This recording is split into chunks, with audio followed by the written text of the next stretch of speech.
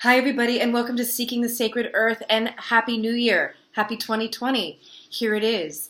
So, a couple of things before we begin Totem Weekly, because we pulled some amazing cards. Please head to SeekingTheSacredEarth.com, where there is plenty of other videos and an explanation of the services that I offer one-on-one. I've been getting a lot of questions about them on social media, and that's where you can find all of those answers. Also, we are in a portal between eclipses. This is the most intense time that we can basically have as human beings when it comes to cosmic weather. So we're really in it. This is a time where everything that must leave our life is right in our face. This is a time when all the fears and anxieties of the future are really going to be coming up. This is also a time when our past is looming large. We could be sort of sifting over our past and having regrets. So let's get into the cards, because the first one we pulled was Deer, which is the totem of gentleness. Gentleness with ourselves, gentleness with others. And the deer also, what's really incredible about this animal is it was through the fearlessness that she embodied, she transcended the underworld and darkness. So it's a real lesson in true power being vulnerability. That power is not force. Power is when we are so deeply connected to ourselves that our heart is open and we are operating from love and gentleness. Not much darkness can touch that. And if it does, it's melted by it. It's a card to say, be gentle on yourself in this time when regrets are coming up, when the only path through pain is forgiveness, even if you're not going to get an apology. It's a signal that we are to be deeply compassionate with the process and gentle with all that's coming up. And it's to say, try not to run from it. You know, it's sort of like the image of the deer in the headlights. Like, when it comes at you, can you just be still and witness what's coming up in yourself? Then we got bear, but it was reversed.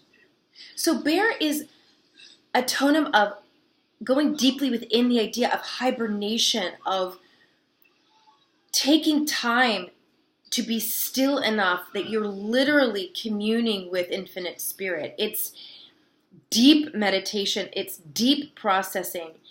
When it's in reverse, it's saying you have got to take time to pause, to take yourself out of the routine and really, really get deep into your truth. It says to us, if we go within, we have all the answers we need. We don't need advisors. We don't need to ask for advice, because when we honor the bear medicine, our highest truth, what we know we must do, comes forth. When it's reversed, it's a signal that we've sought the next best step through others' interpretations of our path. And that is not always going to be accurate, how other people are viewing our journey. We must be brave with bear, and a society where we constantly place our power in others. This is saying to us, the answers are within, but you have to hibernate. You have to go deep. You have to take the time and say to the outside world, hey, hold up. I got to process. I have work to do. I have fears I have to confront with gentleness, which means you confront the fears head on and with self-care. That means not running from them. That means, putting down the addictions, putting down the coping mechanisms that may hurt your body, and really just taking the time to be still and in it, in how you feel. And in that, you are then moving through the experience. You're moving through the dark material that may come up, the regret, the fear. And when you get on the other side of it, there is great clarity, and there's the knowledge of what the next best step is. If you miss this step, especially because that's what in between eclipses is all about, is that state of stillness to see what rises up within, so you'll know what is the next step.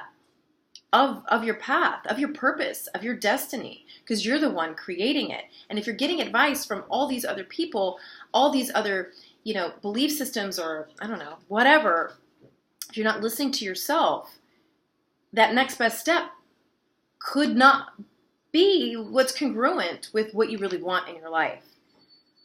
This tells us be gentle, go deep, get still, tell the outside world to pause, because you've got information coming up, some decisions to make that can only be made by your own guidance within, which is the only guidance there is. But that takes so much self-trust. And this is where the dog comes in. The dog is a totem of loyalty. But when in this situation with these other cards, what this says is, are you being loyal to yourself? Are you being loyal to your truth? Or are you subjugating yourself to what others think?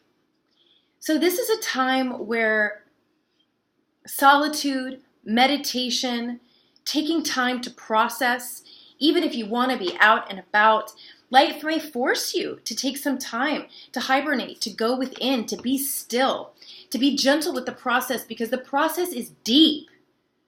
If we follow this, if we work with this, the depth of the process is really going to give us a sense of unity with our true desires. It's going to take us into this next year with a grounded sense of, yeah, I know what I'm here to do.